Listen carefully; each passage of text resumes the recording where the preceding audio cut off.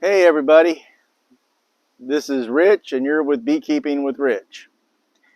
So 3 weeks ago tomorrow, we went out and did a cutout of a wild hive on a tree branch. Not a swarm by any means. They had 8 full frames of comb. And we cut them, we put them into their frames that were prepared for them. We brought them back here and we tucked them in over here, and we let them alone for a week. Then after a week I came back and checked them, or actually 2 weeks I guess, and we came back and checked them and everything was going strong, and I added another box of drawn comb on top of them. They were doing well down here. I didn't want them to get too crowded too quick, but I was a little uncertain as to whether I was giving them too much at once, but it was all drawn comb. Well, obviously I wasn't giving them too much. They're up here in it. The bottom box over here is chock-a-block, 8-frame box, 7 frames full of brood, 1 frame full of resources. This top box, there is brood on every frame in here and honey and resources coming in. The queen was right here a few minutes ago. We'll see if we see her when we're moving these frames. So I didn't think that today was going to be moving day, but today is moving day. Cover them. Okay.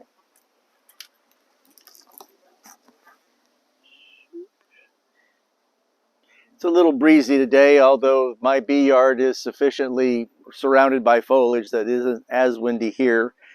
The gusts of wind surrounding us are up to 30 miles an hour, but we're not worried about that right now. First thing I wanted to show you, and the most important thing I wanted to show you here today, is those wired frames using rabbit wire that we used to do the cutouts on the comb and put them in. And I want to show you how beautifully they work. Come on, ladies. Come on. Come on. Move. Move. Come on. There you go. Alrighty.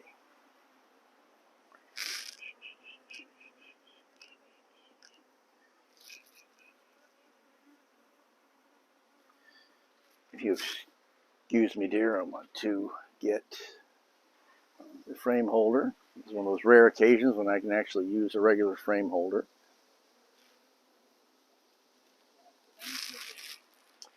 I know, but I can't twist backwards. I'm not Vanna White.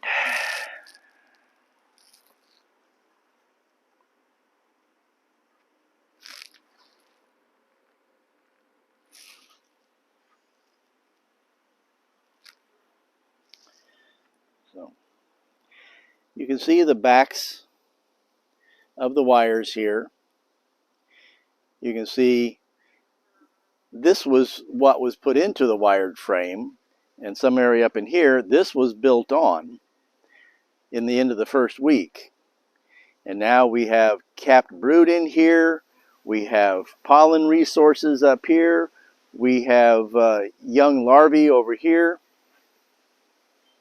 These have all hatched out. Over here, capped brood at both ends. New capped brood, all the old capped brood is pretty much out. Again, a lot of pollen. We'll put that frame over here.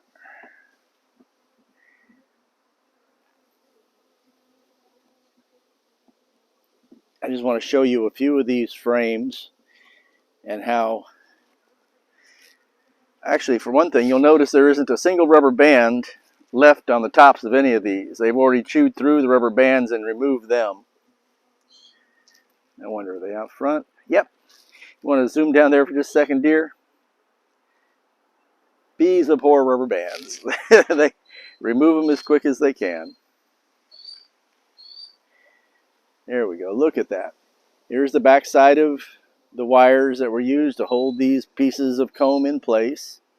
And you can see how everything, they've attached it beautifully to the bottom.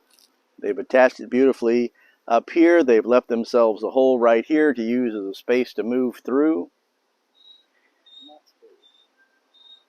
Well, if it's moving day, let's get on with it. Alrighty.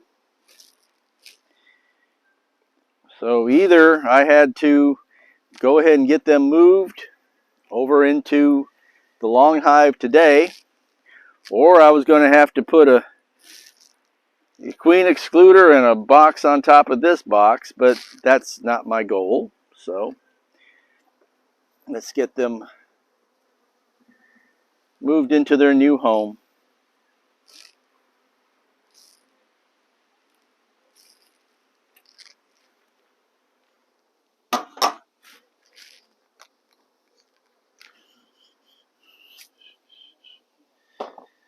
That's their water with just a pinch of Himalayan pink sea salt in it, which claims to have 49 different minerals. And bees do love mineralized water.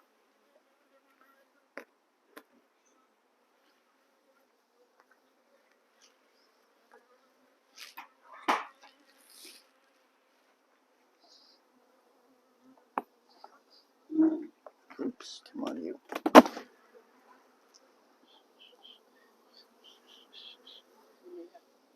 I may, because that was a shock to them. We want to get a close up of wax moth larvae in the wax bits that were left from their reconstructing this. Hmm?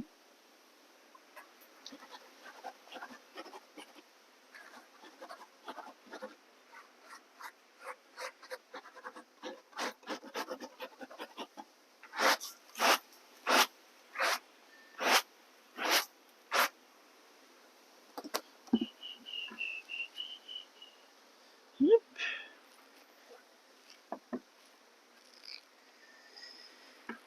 Well, we're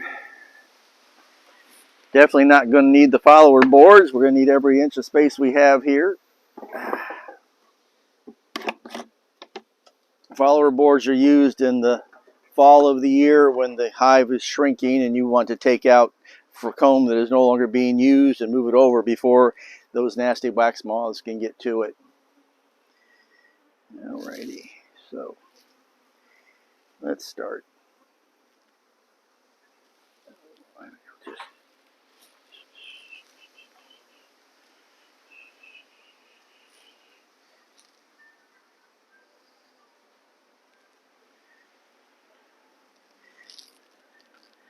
Look at all that beautiful brood. We are going to have such a hatching here in the very near future. This hive is going to be booming.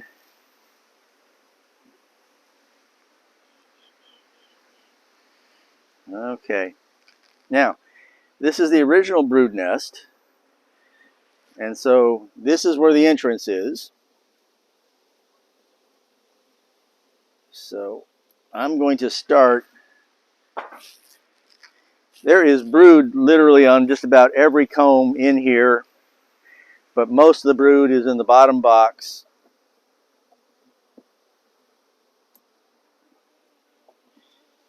And brood, bees like to keep their brood near their entrance for ventilation.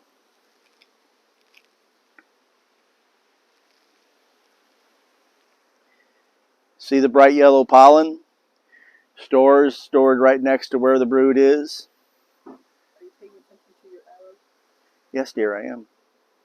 They're going that way. All right. You see these arrows? It is easy when you're working with brood, or with frames rather, sorry. It's easy when you're working with frames to be looking at one side, looking at the other side. Look at that. She's a good layer.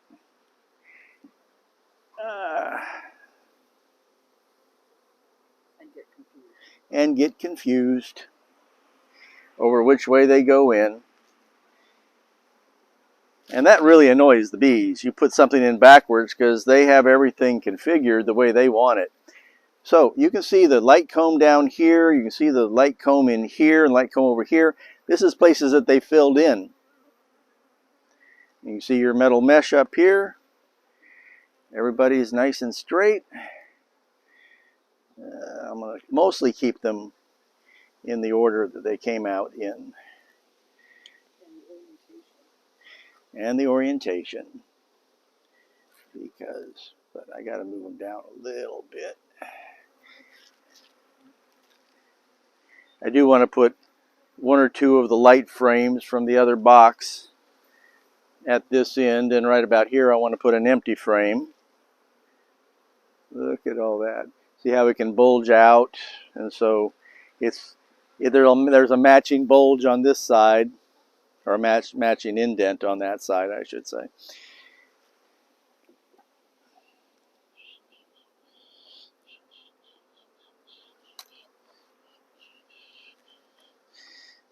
Well, look at these. Look at these girls. Look at all that. Beautiful stores up here. There's cat brood. There's larvae that are being laid where some bees have already come out. Beautiful. Woo.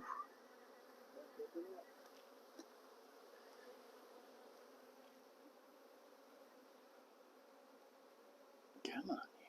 Here we go. Yeah.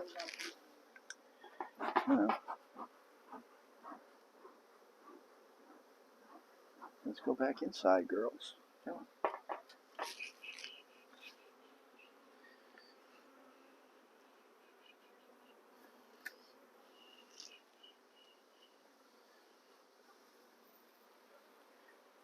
And look at this. Look at that pollen. I hope I can get a snapshot from this later on. Look at all that pollen and brood on that side. So I want the stores. I know they're not going to be that happy, but I want those lovely stores to go right there.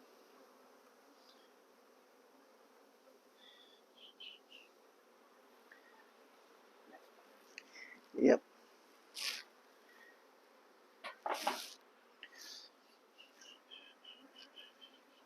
You know what? I'm just going to go ahead and put them on top.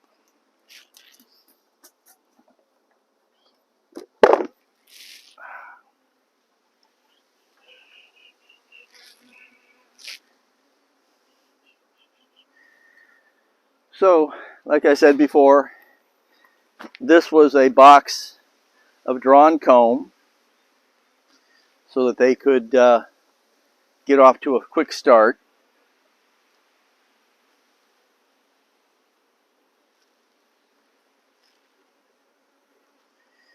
And get off to a quick start they did. I'm going to look at these rather carefully because the queen was on frame number 4 earlier. Okay, so this frame is still just being worked as empty, in the sense it's probably going to end up having honey in it, which they always like to put at the edge.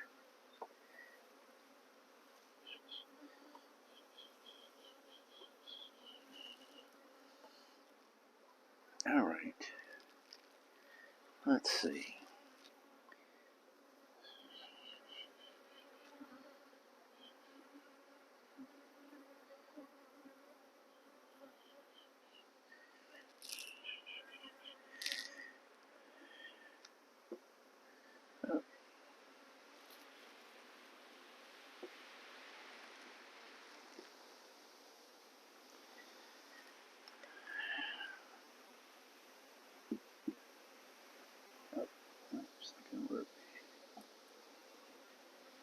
I'm reversing this because the arrow is going the other way and I don't want to drive my wife crazy. She's a Virgo.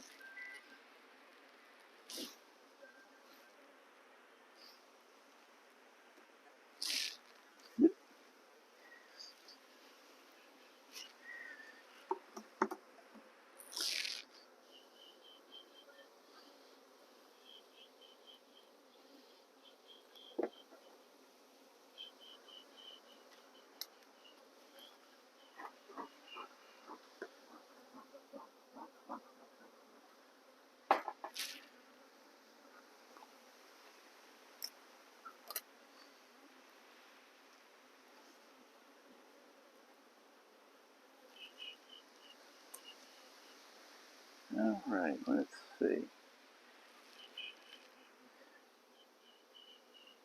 She was on that thing. She was on this frame, but if nothing else, I want you to get a good close-up shot of all those beautiful larvae in there that haven't been capped yet.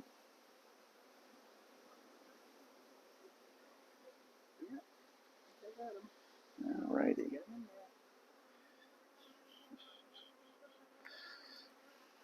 there. Oh, my mistake. Here we go. I wanted this frame to be all the way at the end. Come on. There we go. And this beautiful frame of brood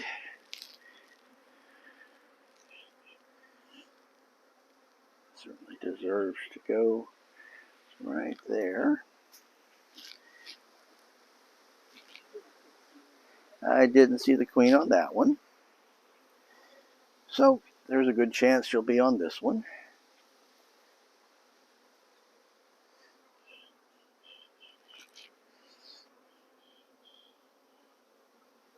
Da, da, da, da. We have stores, we have capped brood, we have lots and lots of young larvae. So that she might be the eggs. She might be laying an egg most anywhere. Put it in the pot because they want to squish it. Yeah.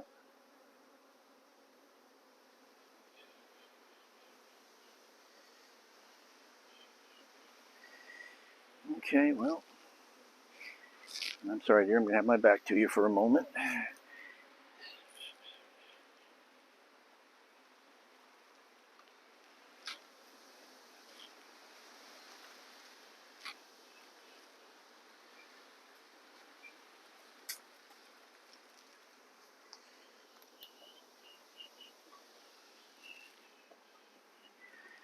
All righty.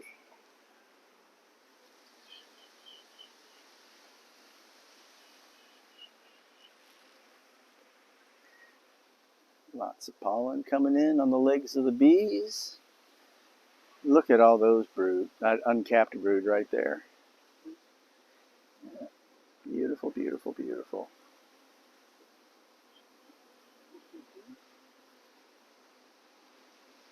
I do not see the queen.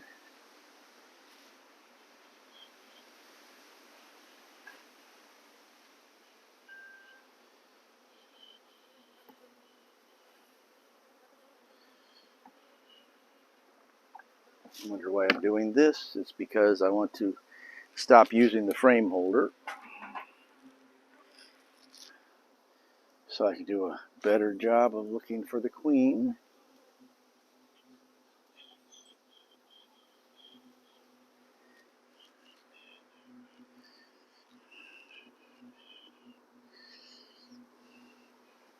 Checking your arrows. I'm checking my arrows. Yes, dear. That's why I turned it around. Now, mind you, this was not a swarm. Swarms are gentle. This is a mature colony of bees that had been around the block more than a few times. And yet, these are gentle bees. These girls are lovely. Our neck of the woods. Well, they're what we call lovely in our neck of the woods anyway.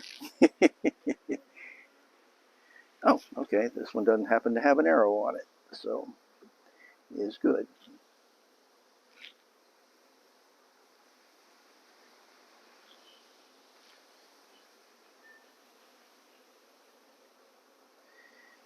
I haven't even gotten a sting in my glove.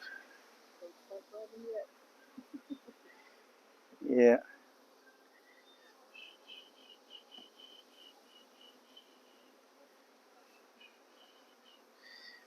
Nectar, nectar, nectar. Pollen. Nectar and pollen. Space available. Arrow is that away. Yep.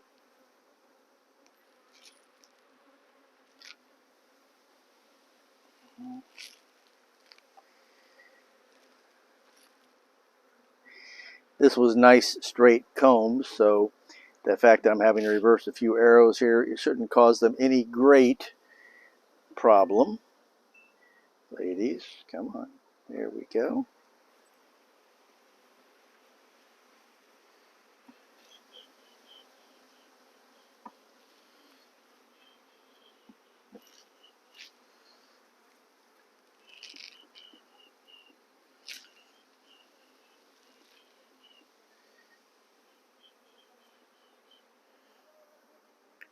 Interesting thing is, happy thing for me is, I have not seen a single drone. These girls are very happy in their new quarters. They're not feeling any pressure.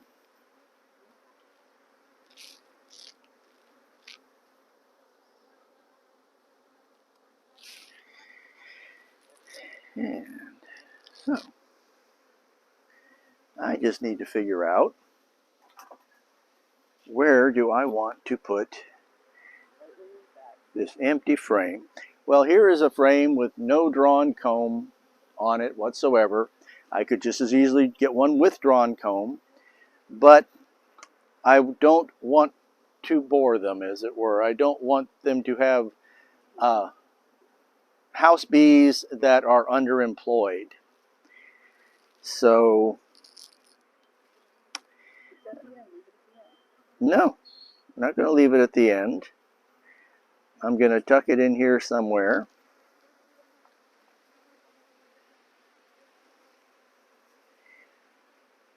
Which is going to pretty much force them to do something with it.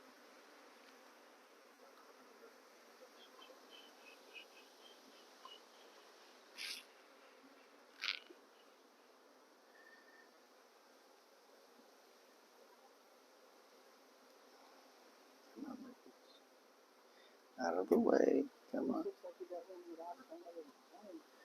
I'm sorry, what? Looks like you got room for another frame. Yes, but I really don't.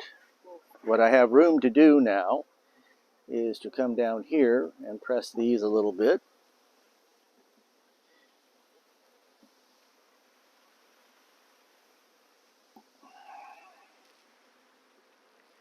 Press that back that way.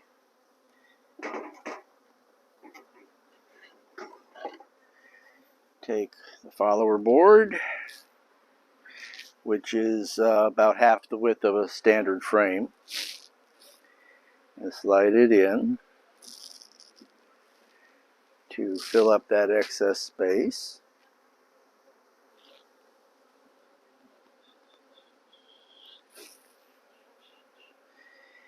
Because when you're using a long hive, it's always a good idea to have a follower board already in the hive that they've tracked their feet over, gotten some smell from, and this sort of thing. And of course, it makes it so that when you do want to do a deep inspection, you can come in and take that out, and you've already got your open space.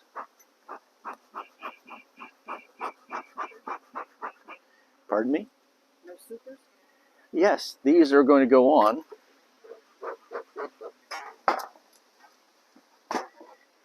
Because, of course, there's still a lot of bees in there. In fact, for all I know, the queen could be running around on one of those walls. But I'm going to put those two empty supers on there for a few hours. And you know, in fact, I'm going to go do something I was going to do. Wasn't actually going to give them two supers, but in my hive configuration, I do have to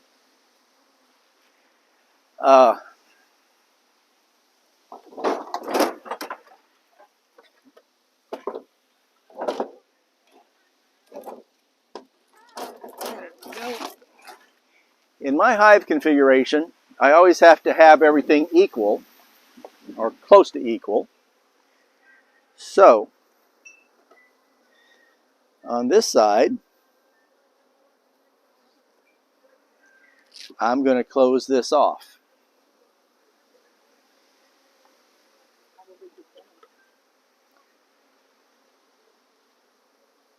I'm going to just angle it over here slightly.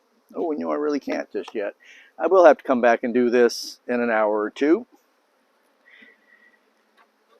when the bees, not that there's too many bees in there at the moment, but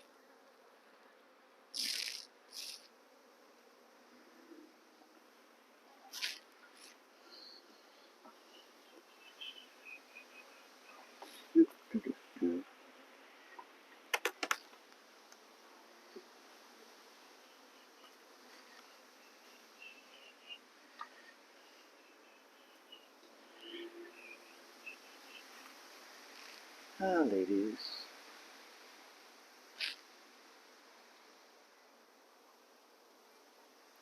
Excuse me. Now, they're going to be slightly disoriented because their hive entrance was here, but it is so close. Remember the old 2 feet or 2 mile rule? Their hive entrance is so close to that that they will very quickly figure out what's going on. There we go. Yeah.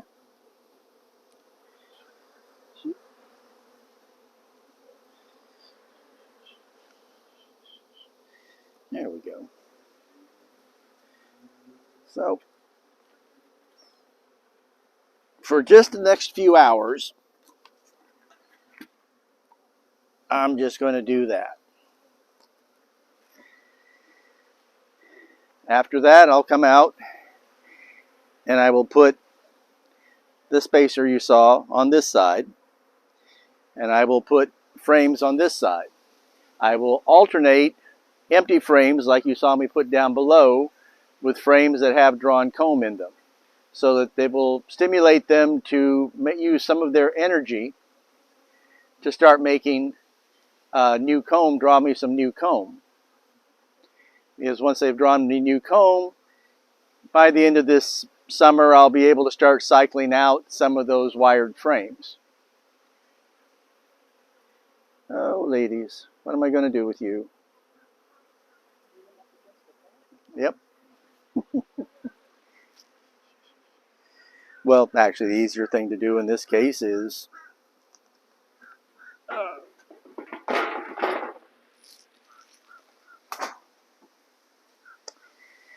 it's time for the feather. Let me whip out my trusty feather here.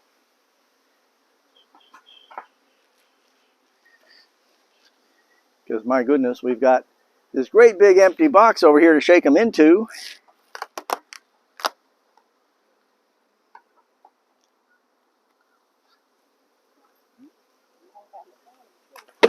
Whoops.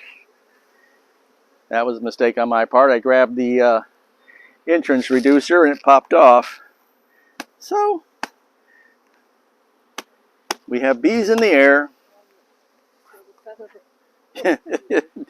Didn't need the feather for that. Yep. This is a good opportunity to see a ventilated bottom board in winter configuration with that in. Things are getting warm enough down here now. I'll probably be pulling these out for the summer. Finally saw a couple of small hive beetles. They were been chased all the way down here. Look at that. All the small hive beetles have been chased all the way to the bottom. I'm going to kill them before they have a chance to take off and fly and land in the hive.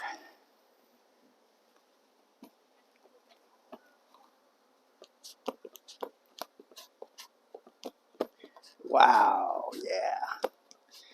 Get those puppies. Pleasures of beekeeping. Killing the small hive beetles.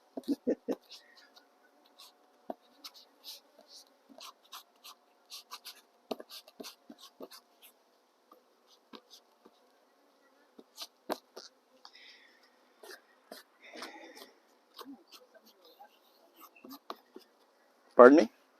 I see somebody. They haven't been dragged all the way out yet, but they've been dragged to the bottom. Oh, if they can't, you can't hear my wife. She's pointing out that some of the rubber bands are down here on the bottom board. They haven't actually been dragged all the way out yet. So, pardon that little digression there, but one should never miss an opportunity to kill small hive beetles in South Florida. Some areas just don't have them. It's too cold. They don't overwinter well. Fred Dunn, we were watching him this morning. He doesn't have small hive beetles. He couldn't tell you what to do with them. When I talked about how the bees chew through it,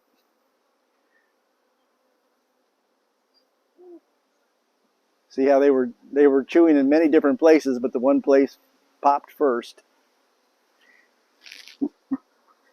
Alrighty. So at this point, you should probably assume that most of the bees that could fly, that weren't house bees, nurse bees, had already done so. It's not that they can't fly, it's that they're not oriented to do it.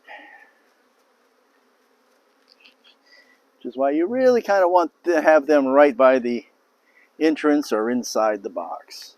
Okay, we're good.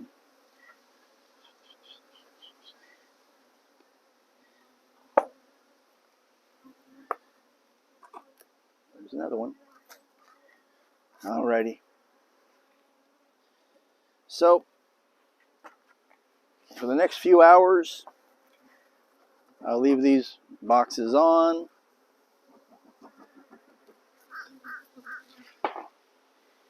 I think, since that's right about where their entrance was, I'll open that up and let them go in there, and they'll figure out that the brood's down below. And I'll come back and close it up. No, leave that one closed. That's not where the entrance was. That's where the entrance was.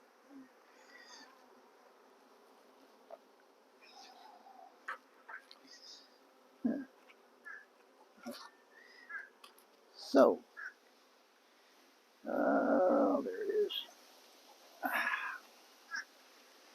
You notice this is just water. I have an entrance reducer which is trimmed to size so that an entrance reducer with a small hole and the water bottle fits on this side.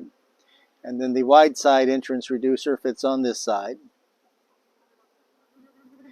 Again, bringing it, actually no, I had that reduced down to the small one.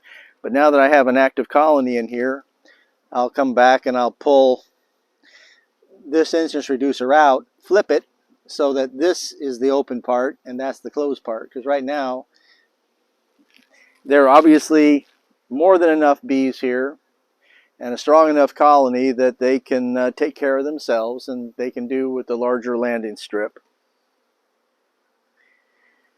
So there you have it.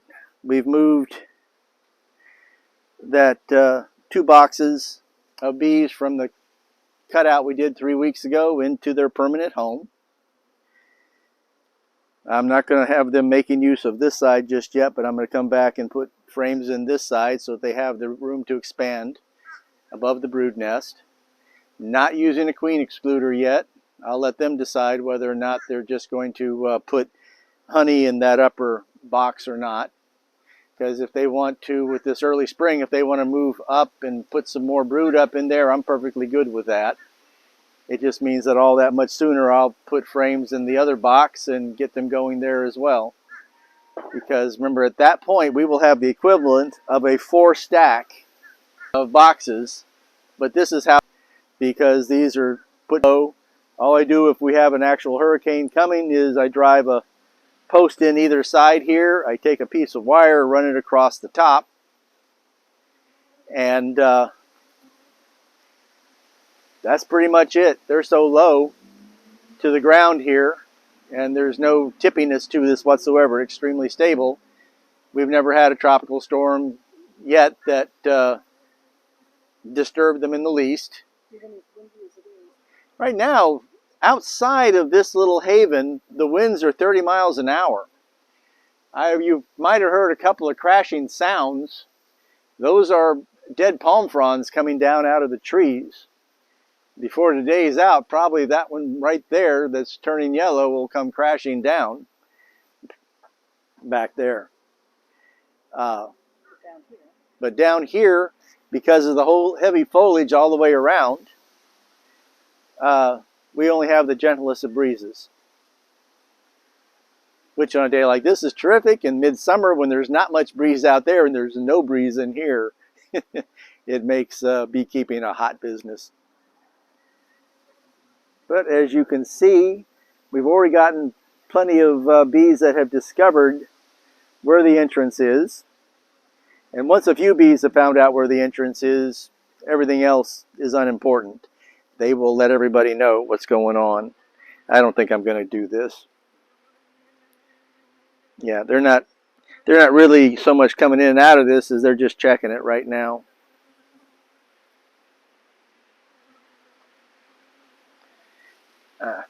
You know what? My problem is I can't see whether I have bees in the way with my glove in the way, so I'm going to have to do that with this.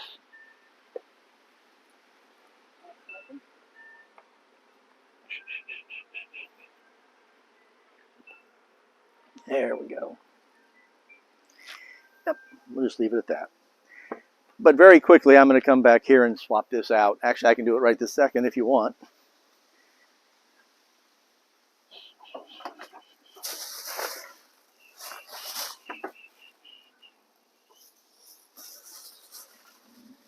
That's if... Ah, there it is. My handy-dandy patented entrance puller. Just...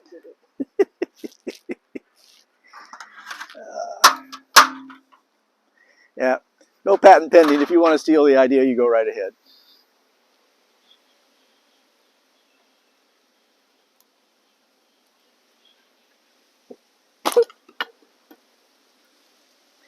You have to understand, it is propolised up. So, we did have, this side was the only opening they had. We're going to give them this side now.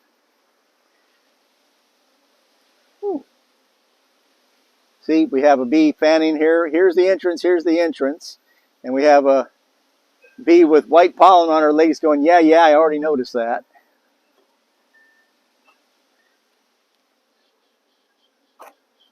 Oops.